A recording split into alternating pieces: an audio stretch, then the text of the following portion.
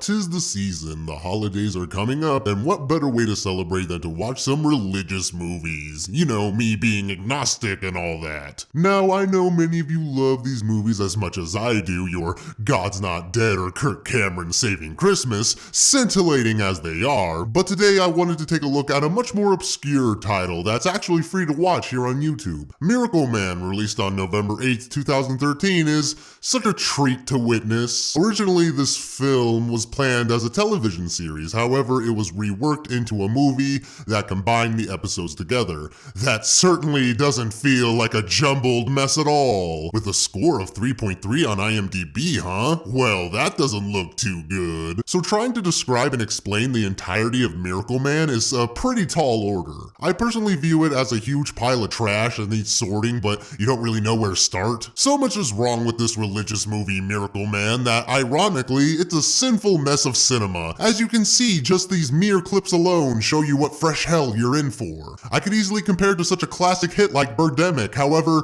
even a movie like that may have more to offer than Miracle Man. I really wish I was joking in saying that. Now before I go in and start with this, just to note, if you happen to be a very religious person, you may not enjoy this video. You may not like or agree with what I have to say on the topic of religion, but this is me mostly shitting on a horrible, horrible film that most people, religious or not, will roll their eyes at. I just want to appreciate that this movie is free to watch on YouTube because I would have paid absolutely nothing to view this movie. If I just stumbled across it and it was $1 to watch, I wouldn't fork over the $1. The movie was uploaded by both its director and one of the actors on their YouTube channels, so I'm at least thankful for that, but, well, free or not, this film is still shit. The first 5 minutes of Miracle Man will definitely test your patience and have you scratching your head in utter confusion. From the editing, to the audio, to the acting, to the dialogue, to the music, to the effects, to the story, every single aspect is fucking horrendous. I'll try my best not to linger on things for too long, but I can't make any promises. It's all made worse knowing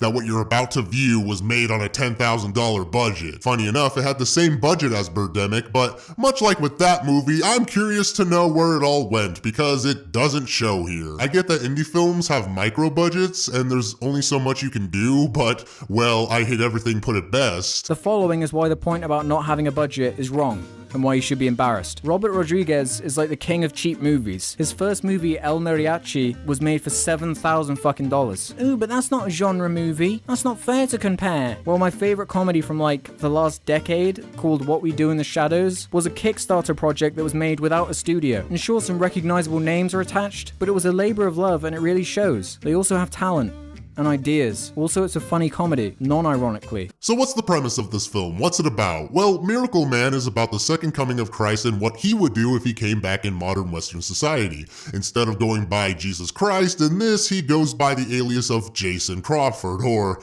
JC for short. In case you're stupid and apparently forgot who this person was supposed to be. Not only is that a ridiculous name change for the Son of God to have, but just how not subtle it is, because you know JC. You may as well have named him Joseph Christensen or something. At least then you could have made a reference to Saint Joseph. So we see here JC is roaming a random desert in Arizona and are immediately greeted with this lovely introduction to the title. Now, just tell me, how many problems can you spot in this? Listen to my heart.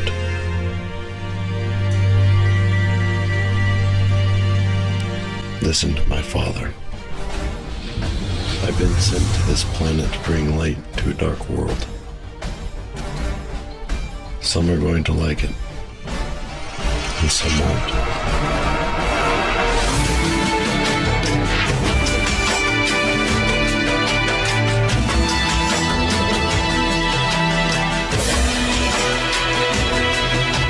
I like the fact that the actor is clearly floating there as it's zooming in. Like, you couldn't have put him on a flatter surface to avoid that. I mean, all you did was put a PNG file of the actor there. You can tell because, see, on his leg right there, a bit of black shit is just kind of hovering there. So they didn't even clean all of it up, but you could have positioned him anywhere and you chose there with that background. He also doesn't even look scaled properly. It's clearly off. Get used to seeing blunders like this because this movie is filled to the brim with them. We then then get our typical template stock intro that we've seen countless times in other YouTube videos as we shift from wandering a desert to being at a barbecue restaurant, which clearly does not look anything like a barbecue restaurant. For a place called Joe's Real Barbecue, it sure has gone up in quality. Pretty nice background there. I'll have to question where Joe managed to obtain his ill-gotten gains to afford this place later, because we need to listen in on this stellar performance that's about to happen. Well, I'm sure you're probably ready for a nice home-cooked meal after 2 weeks of Spam, crackers, and dried fruit.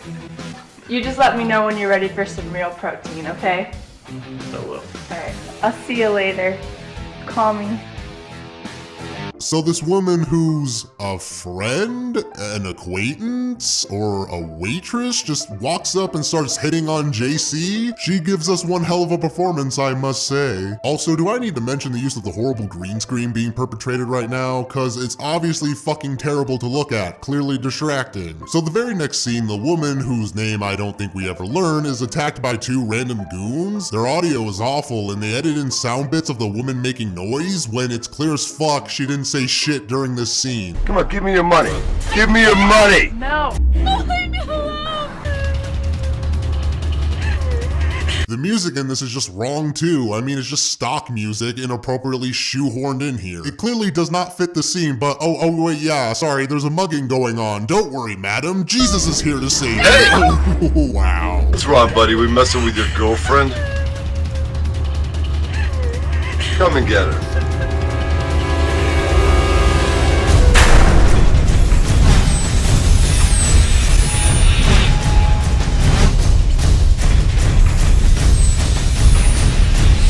You okay? I think so. So JC just goes over to the bad guys, oddly inverts them to make it seem like he froze them in time so he can save his random damsel in distress, only to be rewarded with more awkward dialogue. I haven't seen those guys before, have you? No. What did you do to them? I'll tell you later. I really owe you now. Dinner Saturday night? Sure. Okay.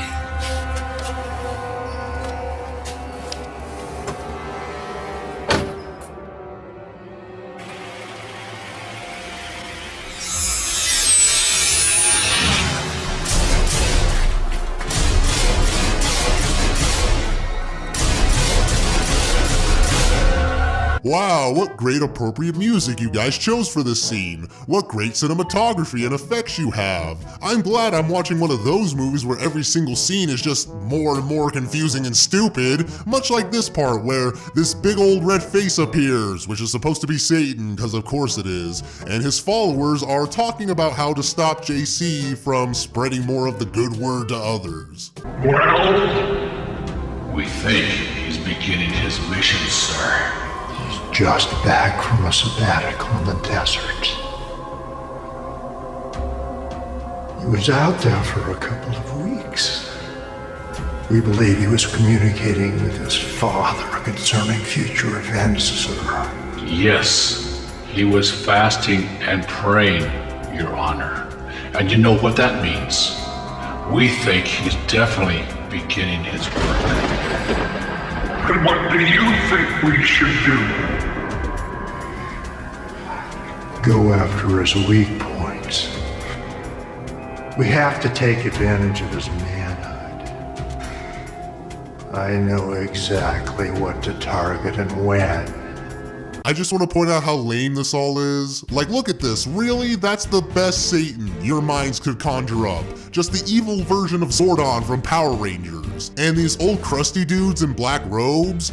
Guess what? They're supposed to be demons. Yeah, they're demons. We're in hell right now, which changes in appearance throughout the movie because, well, of course it would, why wouldn't it? I can't believe the laziness right now, that you could not at least put some cheap horns on them, or some Halloween masks to at least attempt at making a supposed demon. Because I'm sorry, aren't demons supposed to be intimidating and scary? These are just old wrinkly guys with slightly distorted voices and cheap black robes just farting around. Ooh, so scary and sinister. Such suspense happening right now. We will begin to prepare for an assault if you'd like. and go do it. So the devil just kind of video game transitions out of the scene after him and his flunkies plan to try and assault JC. Meanwhile, him and what's-her-face from earlier are having a romantic dinner date in front of a romantic green screen. So, you're telling me the truth. You didn't eat anything for weeks while you're out in the desert by yourself, right? Yep. I have never met anybody who has fasted that long. I mean, you only lived on liquids? You must have gotten weak. Well, kind of. But you get used to it after a while. Ugh, this is really annoying me. So far, they keep referencing and focusing on JC going and fasting in the desert, which is what we saw very, very briefly in the intro. Because I get it, it's a reference, I understand that's a thing that Jesus did in the Bible, but, well, at the beginning, the girl stated that he was gone for 2 weeks when he did it. After 2 weeks of Spam, crackers, and dried fruit. But in the story, it was 40 days that he fasted, not 2 weeks, just saying. Also, I guess this girl is supposed to be completely, utterly clueless, right? Is she supposed to be? Because even though she's a person who follows the Bible and is having a religious conversation with a man whose initials are JC, she still can't put 2 and 2 together and figure out that this man who admits doing things that are identical and similar to what your idol of worship does, seeing with your own eyes the shitty powers that he did, not even needing to ask your name, phone number, or address when you guys decided to arrange this stupid date. I mean, really, come now. Surely she'll pick up on it. I mean, at this point in the story, it's like not knowing Clark Kent is Superman, for fuck's sake. You were out there talking to God, weren't you? I guess you could say that. Are you a prophet? Yeah, absolutely clueless. Did I mention that this has only been around 5 minutes so far? We still have an hour and 24 minutes left of this to go. Ugh, Jesus fucking Christ. Oh, excuse me, sorry, Jason fucking Crawford. Pastor Johnson says you're here on a mission. A big mission. He thinks you're sent from heaven.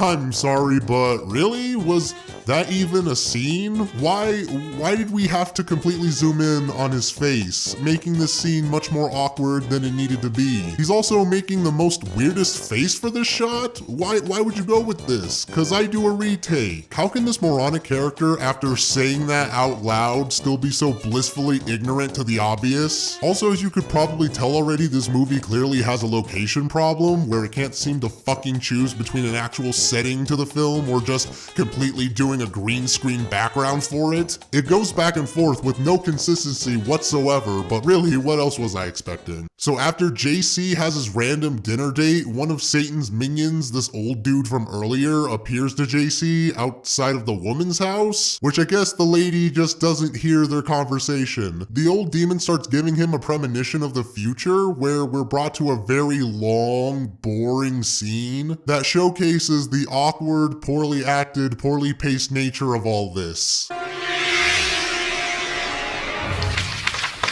John, do you have a list of the potentials?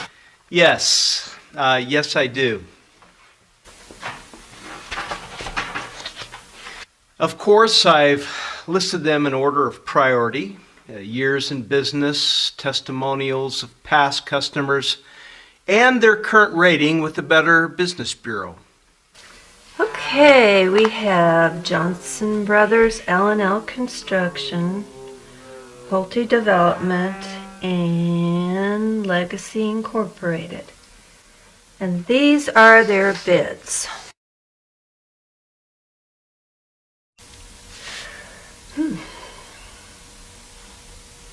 I seriously can't start to tell you how fucking bored I am of this scene. I love hearing loud audio hiss rammed in my fucking eardrums going in and out during a scene that goes on forever. Basically, the scene summed up is that this old businessman, who may or may not be the devil or a demon, I honestly don't know, I want to say it's the devil. I think it's the devil. Is able to trick or convince this businesswoman to contract with JC's construction company, tempting JC to go along with it so it will become more successful. Yeah, Jason Crawford is also an owner of a small construction company. He declines the demon's offer. Go back to where you came from.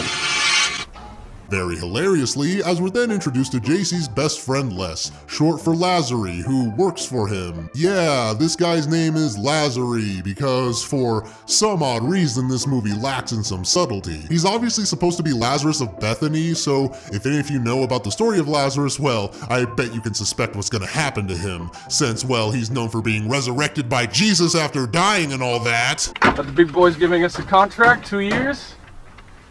Yow!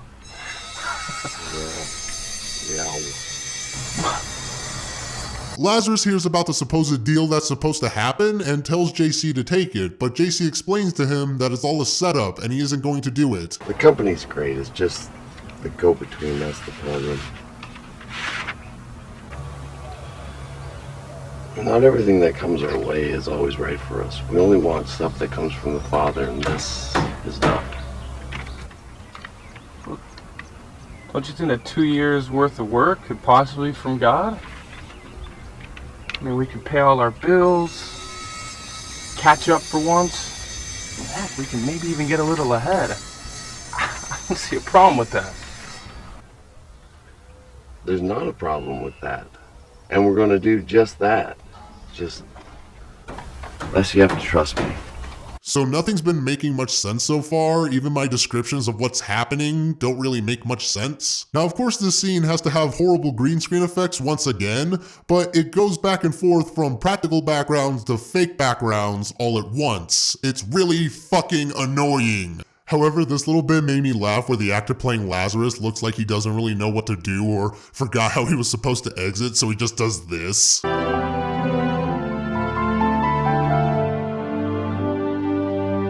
I have to admit, that made me chuckle when I noticed that. Speaking of Lazarus, out of every single actor in the movie, he's the only one I feel that sucks the least. That's not saying much, but at least he seems to try at times, even though the horrible editing makes the acting even worse. I want to point out that Jason Crawford is the most boring, fish-faced, malnourished Roman Reigns-looking protagonist ever. At times I thought they should have switched these actors for the roles. Lazarus even looks slightly more of what I'd imagine a better Jesus looking like, but you know, sorry, just trying to think outside the box here for you. Later on, JC gets a phone call from his brother telling him that he's going to be flying to LA and he wants to meet up with him at the airport. What ensues is an embarrassing scene of them filming not at an airport. Good to see you. That was pretty smooth. Never complained. But instead using more stock footage and having this weird conversation between these characters. I understand it's easy and lazy to simply use images on Google for backgrounds, but I'm treating this like an actual movie, not just another YouTube video, because you want to proclaim yourself to be a movie. I mean, for fuck's sake, I've seen YouTube poops that have better editing and have more coherent storylines. It's finally happening. They're moving me up, like way up. Talking like right-hand man to the CEO. Gee, I can't believe it either. This scene, shockingly, serves no real purpose, and we never see the brother character again for the rest of the film. He was here for this scene and the one before, but that's it. So after this line... You'll continue to make it, JC. I mean, with your connections upstairs? I mean, come on. And another awkward zoom in on JC's face, we then jump back to Satan, again, talking to his followers. It's pretty much the same scene as before. All they talk about is how to tempt JC with some more stupid bullshit. I mean, all he had to do was to say no to you and your plan was foiled. Hell, he could have just ignored you outright. He's not going down easy. Remember, you're not going up against just another human being. You're going up against his pride and joy. Oh no, wow, very poor, I must say. Do I need to even explain why this shouldn't be here, why this is unnecessary? You couldn't have gotten the actor to take a reshoot or to cut to something else? I guess not, so let's just keep it in. So for no reason, Satan, who, by the way, is credited as Satan 2 in this, and before you ask, no, there is no Satan 1. Satan 2 just reminds everyone how he fell from heaven. We laughed, feasted, and enjoyed the same pleasures of paradise until I decided to change and leave.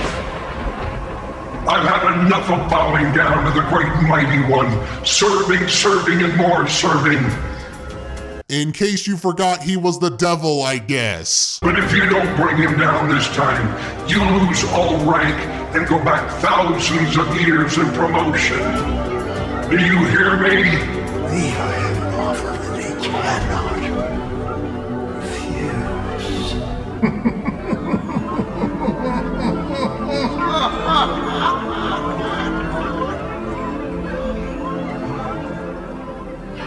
Man, what a laugh. I like the part where they didn't properly cut out that part towards the end, so we have to endure more awkward pauses and inept editing. So Satan 2 gives his demon minion here, who is credited as Demon 1, very original names here by the way, a second chance to tempt JC with another offer, as he goes to the same airport as before at night, where JC still is. I guess he just spent the rest of the day there before his brother left, as we get such an over-the-top eye transition effect where Demon 1 teleports both of them to Las Vegas, where we have to show Trump Tower specifically, a crappy 3D render of Trump Tower.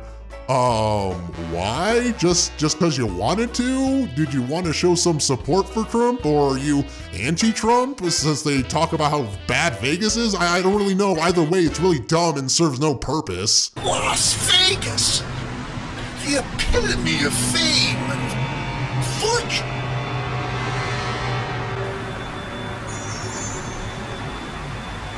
And folly. But you could fix all that. You could clean it up once and for all. And every other city in this wicked world. This planet needs you. Your father's right. By the way, I didn't cut him off there. That just happens when he was about to finish his sentence. I'm glad that they looked over this movie with such a fine-tooth comb before releasing it to the public. I'm sorry that I keep focusing and mentioning a lot of the minutiae throughout this film, but it's so hard not to when it's one after the other non-stop. So Demon 1 continues to monologue and chew the scenery, offering JC fame and riches if he decides to work with him. As you no doubt expect, the Son of God turns down this very weak, pathetic, clearly unappealing offer, and then, well, I'm just gonna let the rest of this scene play out because this accumulates into sheer fucking nonsense. You seem to forget I was there when you were thrown out of heaven.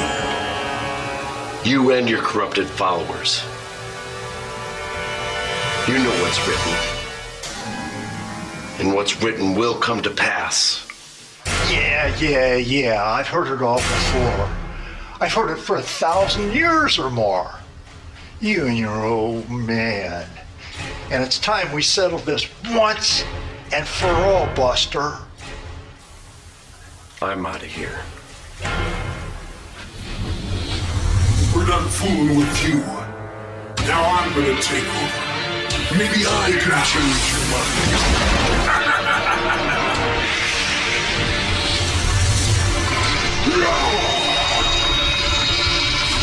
How do you like me now?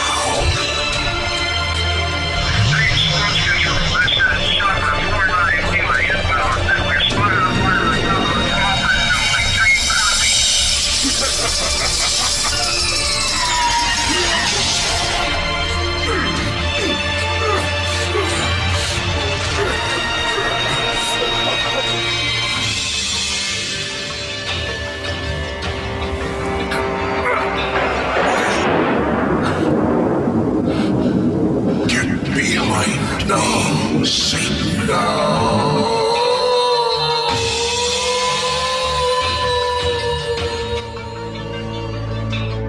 Well, okay, I just need a minute right now to process this. Actually, make it several minutes. Let me ask, am I high right now? Is that why all this crazy shit just happened? Who the fuck is this? Why is he getting attacked randomly right now? The fuck is up with that? How do you like me now? That's just pitiful. In a second, it goes from an ungodly long, boring scene to just, in an instant, a demon guy showing up throwing fireballs at Jesus because he refused Demon 2's offer and transformed into a ridiculous wolf? Then there's a helicopter. And then someone, I guess God, says some babble and saves Jesus, sending the demon back to hell? I'm guessing that's what happened based off what I saw. Then we skip directly 3 months later. Right after all that bullshit just happened, we take a time skip. Man, the flow in this is just so smooth, isn't it? So after 3 months, we're introduced to JC's mother as she decided to drop in and visit. I hate dust. You could use a mother's touch for a couple of weeks. So the mother may or may not be Mary, maybe just an adoptive mom, or maybe God just impregnated this random woman. I don't know, and I don't think anyone really cares anyway. JC talks with her about what's been happening with Satan 2's plan and about other biblical stuff, just to show us she's aware of who her son actually is. JC then invites his mother to come with him to a vague friend's wedding the next day. I'll take a moment for you all to imagine what the wedding scene will look like. Go ahead, I'll wait. Done? Because I think we all know what it's gonna be. It is with great pleasure that I introduce to you for the very first time, Mr. and Mrs. Mike. Ah, exactly as we thought. More bad green screen. Ironically at a church, no less. The only reason this scene is here anyway is just to make JC perform a stereotypical power he's done before in the Bible. The wedding encounters a problem where all the alcohol is locked up in a storage room and no one has the key. Gee, I can only imagine what he's gonna do here to solve the problem. It's so painfully obvious what they're setting up here that they go as far as actually having the mother gesture towards her son and these comical water jugs right next to them. He then begrudgingly does it in front of everybody there when I thought he wanted to be somewhat secretive about it, but now I guess not, because he has to help out all these alcoholics in their time of need. It isn't a wedding if no one's getting shit-faced.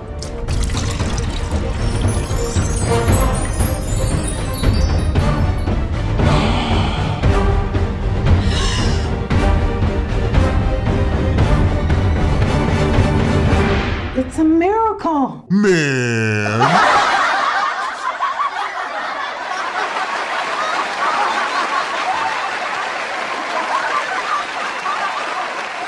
So basically what happens afterwards is a series of awkward and bland scenes of Jason showing off more of his powers, like healing the sick, such in this scene where he's giving one of his sermons and there's this guy who has a severe heart condition. Oh jeez. You've got a big problem. Something's wrong with your heart. And the doctors say there's nothing they can do, that it's inoperable. Yes. Beer, stand up.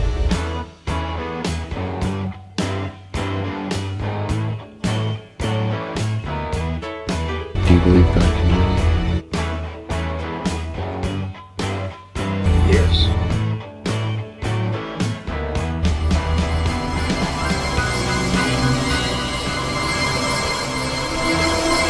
Feeling healed.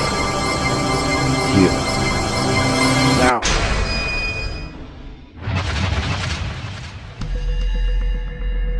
What the hell, man? It looks like he killed him right there. It's like he just stopped his heart to end his suffering. I know he was supposed to have, healed him just now of his heart condition, but that made him look a little villainous. Actually, speaking of making Jason Crawford look villainous, I have to show you this scene because it's one of the best things ever. Later, JC is with a few friends of his talking more about that sweet, sweet gospel, of course, when this woman is attacked by a crazed maniac who's holding her hostage with a butcher knife. The big kicker here, though, is that this man is actually being possessed by 17 demons at the moment. How many are you?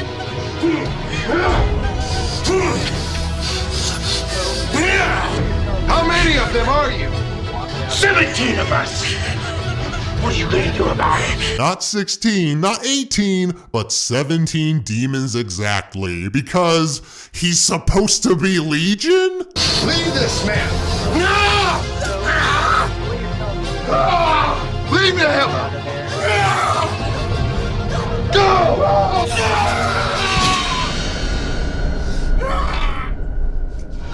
And I guess this is what expelling 17 demons out of someone looks like. Like he just dumped lava all over him.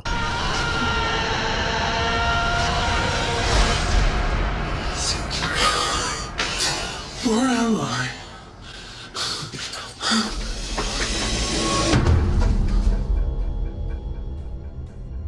Then he just leaves, and the scene ends. Next, we're in hell. As you can see, it's clearly not the same as last time.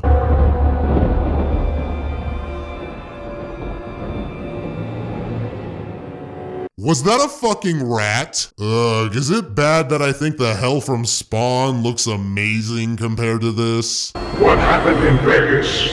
He wouldn't get in. I tried. I tried everything I could do to persuade him to join us. I offered him the planet. I mean, I tried. I really tried, sir. So Satan 2 punishes Demon 1 for failing him last time when that happened 3 months ago. It took the devil's slow ass over 3 months to remember he failed, and then we never see him again. He doesn't get destroyed or anything. Satan 2 demotes him and then he fucks off. What follows is the continuous monotony of the plot that isn't at all interesting, nor does it amount to anything. All it serves is to just suck JC's dick, of course, making him out to be the great messiah that he is, that type of dribble. Because Bible movie. It's funny how much this movie loves its protagonist, even though he isn't really portrayed very well in this. Why is this portrayal of Jesus, second coming or not, driving around in vehicles in pretty good condition, wearing nice clothing, has a nice house, and is running a small business, making money, not a lot, but he's clearly living comfortably off of it, when according to the Bible, he was above material possessions. Like, look at this, he's driving around drinking a McCafe. Just the thought of the second coming of Christ, willingly driving his used Chevrolet to the local drive-thru of a McDonald's, supporting the corporate monolith by buying and drinking a McCafe, which the label is backwards in this scene for some reason, probably because of copyright, but doesn't that seem just a little fucking silly when you think about it and say it out loud? Once again though, we just see more of JC helping and saving random people in awkward, stupid, over-the-top ways.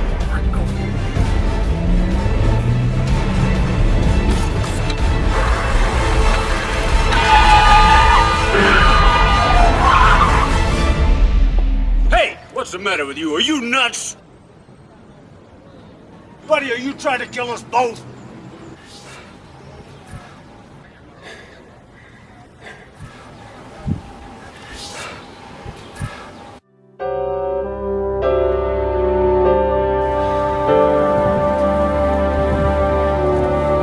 It comes off as both pretentious and smug, not to mention boring, which this movie has been plenty thus far. So they introduce another demon called, you guessed it, Demon 2, of course, who looks like a wrestler that's about to cut a promo, but I guess this guy's here now, introduced over an hour into this movie. What's he doing? Miracles. He's begun to heal. We know his weak points. We know what to do. Yes, sir.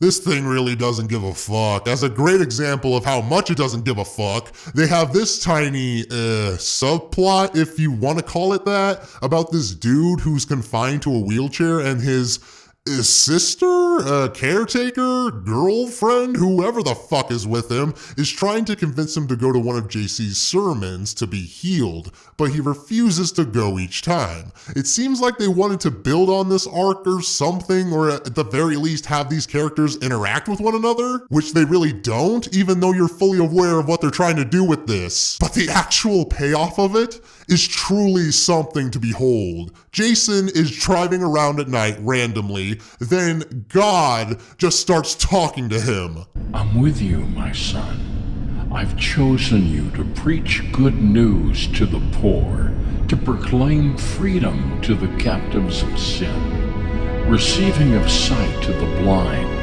and to set free those that are bruised, the lame will walk.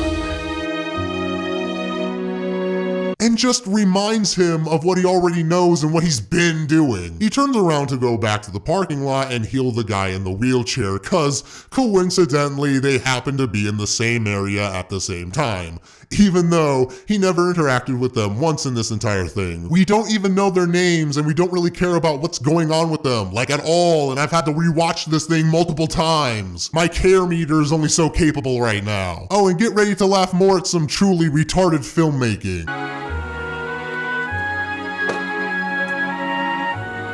You guys have a minute?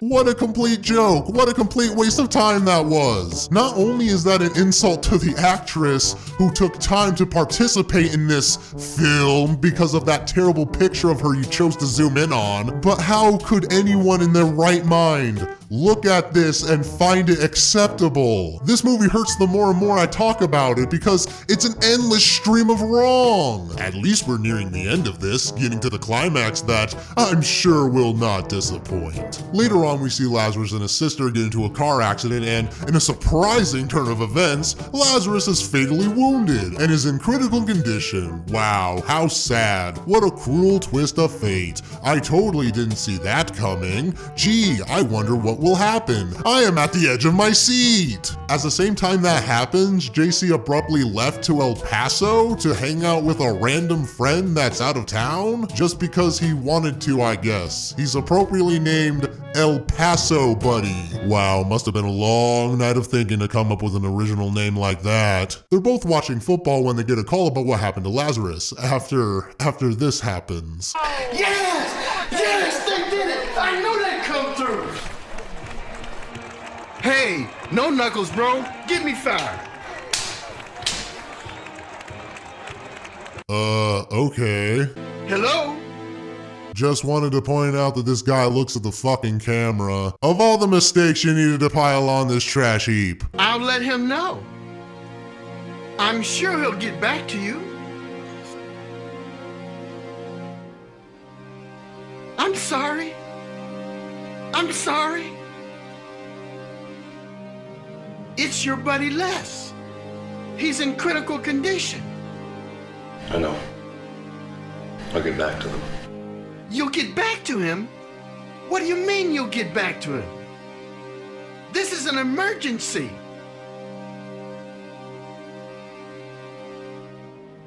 You need to fly home now. I'll fly home Monday.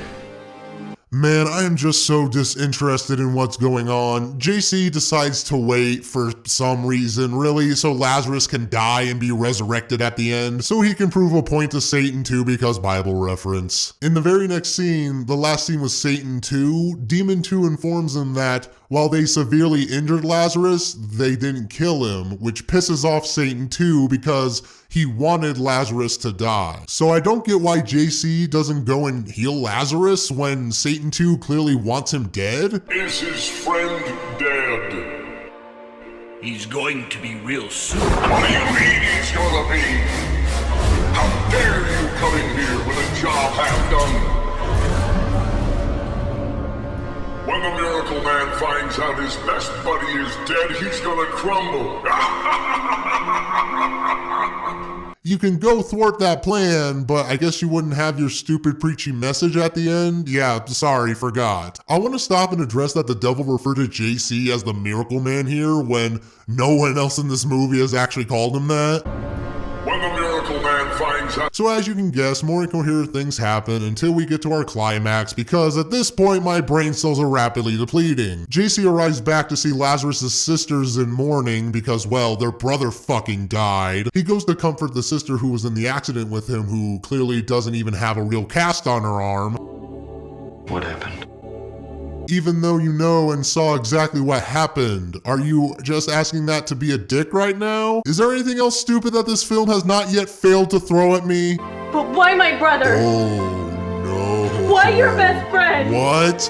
What? Why couldn't it have been anybody else? PNG, tears on a lady, what? This actress seriously couldn't cry during this scene? You couldn't afford eye drops here? Water? I can't believe how much they're able to completely shit the bed with every passing minute of this. After preaching to her about needing her faith tested and all that jazz, JC decides to go with the sisters to the morgue where Lazarus's corpse is, so the obvious ridiculous ending can happen and get itself over with.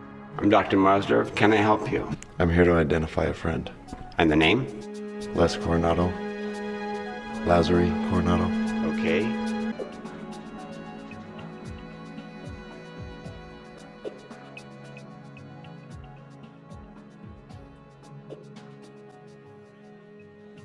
Take your time.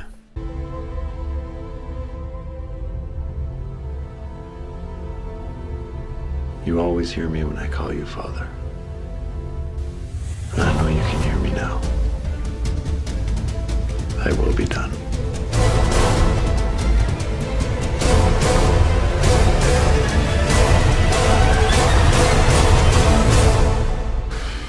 Lazari, I command you to wait.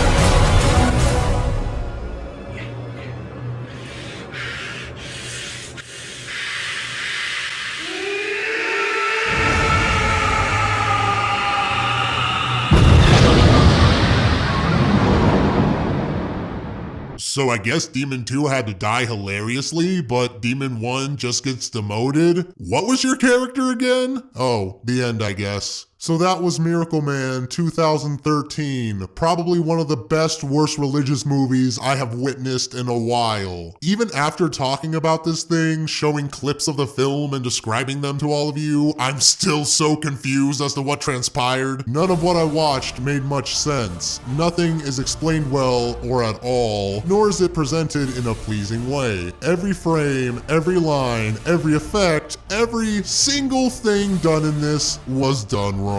Even if this movie was supposed to be one of these ironically bad films, it still would not work. There are high schoolers who could probably make a better film than this, given a hell of a lot less money. You know, maybe there might have been a reason that this wasn't picked up as a TV show, because it certainly doesn't work as a damn movie. After viewing this again, I seriously do not know who this was made for.